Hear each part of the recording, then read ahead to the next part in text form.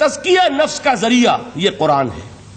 سینوں میں جو روگ ہیں، حب دنیا، حب مال، حب شہرت، حب اقتدار، جس کو کہ ایڈلر کہتا ہے دی ارج ٹو ڈومینیٹ، میرا غلبہ ہو، میرا تسلط ہو، میں نمایاں ہو جاؤں، میری حکومت بن جائے، اختیار میرے ہاتھ میں آ جائے، دی ارج ٹو ڈومینیٹ، یہ ساری ارجز ہیں ہماری در حقیقت جس سے فساد رونما ہے۔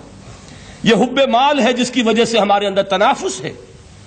الہاکم التکاثر حتی زرتم المقابر، یہ کثرت اور بہتات کی طلب تمہیں غافل کیے رکھتی ہے یہاں تک کہ قبروں تک جا پہنچتے ہو۔ آنکھ انسان کی کھل نہیں پاتی، جس کے پاس 10 نسلوں کے لیے کھانے کو موجود ہے، اس کی بھی حرص جو ہے اور مزید کا لالچ جو ہے وہ ختم نہیں ہوتا۔ یہ چیزیں ہیں اصل روگ، ان دلوں کے روگوں کا اور سینوں کے اندر کے ان امراض کا علاج قرآن ہے۔ رضی اللہ تعالیٰ عنہ سے بھی ایک حدیث مروی ہے، لیکن اس کا متن مجھے یاد نہیں تھا۔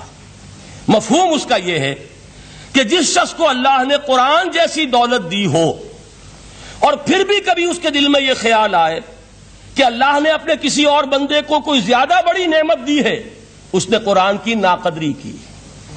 کسی ملینئر کو دیکھ کر اور بلینئر کو دیکھ کر، کسی کا بہت بڑا محل دیکھ کر اگر تمہارے دل میں یہ خیال آیا کہ یہ دولت بڑی ہے اس دولت سے جو تمہارے پاس ہے قرآن کی، تو تم قرآن کی قدر و قیمت سے واقف نہیں۔ تمہیں معلوم کیا کہ یہ کتنی بڑی دولت ہے؟ یہ در حقیقت شرح ہے انہی الفاظ قرآنی کی کہ فَبِذَلِكَ فَلْيَفْرَحُوا هُوَ خَيْرٌ مِّمَّا يَجْمَعُونَ، جو کچھ دنیا جمع کرتی ہے، جن کو قیمتی اشیاء سمجھ کر لوگ جمع کرتے ہیں، ان سے کہیں بڑھ کر قیمتی یہ قرآن ہے۔ تو حضرت فرماتے ہیں قال رسول اللہ صلی اللہ علیہ وسلم ان اللہ یرفع بہذا الکتاب اقواما ویضع بہ آخرین، اللہ اب اس کتاب کے ذریعے قوموں کو اٹھائے گا اور اسی کو ترک کرنے کے باعث رسوا کر دے گا۔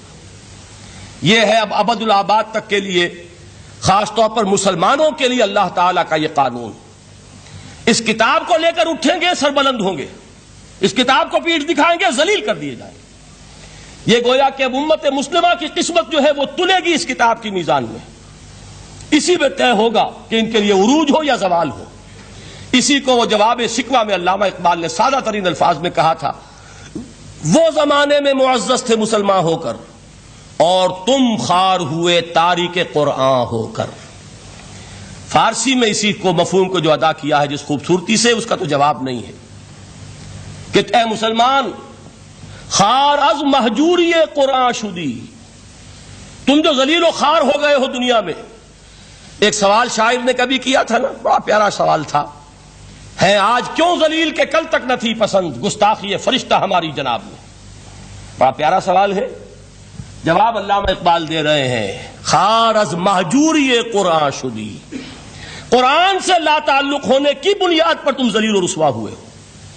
شکوہ سنجے گردش دوراں شدی، گردش دوراں اور گردش فلک اور فلک ناہنجار اور فلک کج رفتار، اس کو خامخواہ گالیاں دے رہے ہو، اس کا خامخواہ شکوہ کر رہے ہو، شکایت کر رہے ہو، یہ تو اے باد صبائی ہما آوردہ تست، یہ تمہارے اپنے کرتوتوں کی سزا ہے جو تمہیں مل رہی ہے۔ تم نے قرآن کو پیٹھ دکھائی، تم ذلیل و رسوا کر دیے گئے۔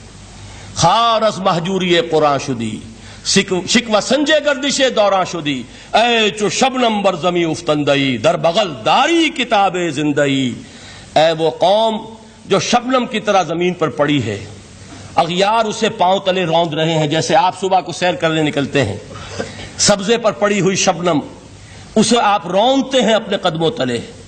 اے امت محمد، آج تو دنیا کی قوموں کے سامنے اسی طرح پابال ہے، سرنگوں ہے، لیکن ہوش میں آ کہ تیری بغل میں وہ کتاب زندہ موجود ہے، وہ کتاب زندہ جس نے کہ دنیا میں یہی جزیرہ نما عرب، وحشی لوگوں کا مسکن، نہ یہاں علم، نہ یہاں تمدن، نہ یہاں تہذیب، نہ یہاں تنظیم، کوئی ڈسپلن نہیں، کوئی حکومت نہیں، کوئی تہذیب نہیں، کچھ نہیں، تاریکیاں ہی تاریکیاں۔ یہی کتاب تھی جس نے اسے منور کیا، یہی کتاب تھی جس نے دنیا کا امام بنایا، یہی کتاب تھی جس نے دنیا کا معلم بنایا۔ یہ حق وزحق الباطل ان الباطل کان زہوقا۔ تو اللہ تعالی اس کتاب کو اب میزان بنا چکے ہیں۔ وَبِالْحَقِّ أَنزَلْنَاهُ وَبِالْحَقِّ نَزَلَ، یہ قرآن حق کے ساتھ نازل ہوا ہے، فیصلہ کن کتاب ہے۔ انہ لقول فصل وما هو بالہزل، یہ قول فصل ہے، ہزل نہیں ہے، کسی شاعر کی شاعری نہیں ہے کہ آپ نے تحسین کی تو کیا اور نہ کی تو کیا. یہ کتاب وہ ہے کہ اگر مانو گے تو مہو پرویں کا امیر بنو گے، اور اگر اس کو پیٹھ دکھائے رکھو گے جیسے دکھائی تم نے تو ذلیل کر دیے جاؤ گے، رسوا کر دیے جاؤ گے، جیسے کہ آج کم سے کم 300 برس سے پوری دنیا میں مسلمان ذلیل اور خوار ہیں. آخری الفاظ کیا ہیں؟ من قال بہ صدق، جس نے اس قرآن کی بنیاد پر کوئی بات کہی اس نے سچ کہا. ومن حکم بہ عدل، جس نے اس قرآن کی بنیاد پر کوئی فیصلہ کیا اس نے عدل کیا. ومن عمل بہ اجر، اور جس نے اس پر عمل کیا اس کا اجر محفوظ. اور آخری ٹکڑا ومن دعا الیہ ہدی الی صراط مستقیم، جو اس کی طرف بلائے گا، اس قرآن کی طرف، کسی اور کو ہدایت ہو نہ ہو اس کی ہدایت گارنٹیڈ ہے. ہدی الی صراط مستقیم، یہ ماضی مجہول وہ ہے جو کوئی شے ہو چکی، جو اس قرآن کی طرف لوگوں کو بلائے گا اسے تو ہدایت نصیب ہو گئی صراط مستقیم کی طرف. اللہ تعالی